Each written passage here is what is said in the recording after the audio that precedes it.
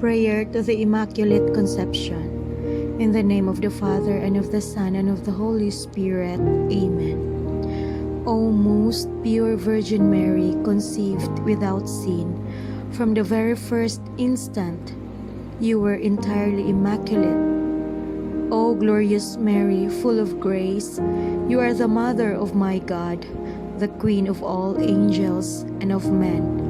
I humbly venerate you as the chosen Mother of my Savior Jesus Christ. The Prince of Peace and the Lord of Lords chose you for the singular grace and honor of being His beloved Mother. By the power of His cross, He preserved you from all sin. Therefore, by His power and love, I have hope and bold confidence in your prayers for my holiness and salvation. I pray that your prayers will bring me to imitate your holiness and submission to Jesus and the divine will.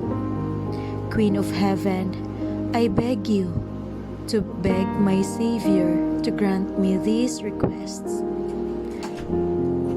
Please mention your intentions.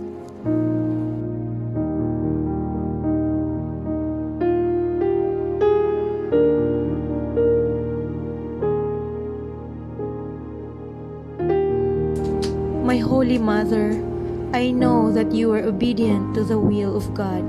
In making this petition, I know that God's will is more perfect than mine. So, grant that I may receive God's grace with humility as you did.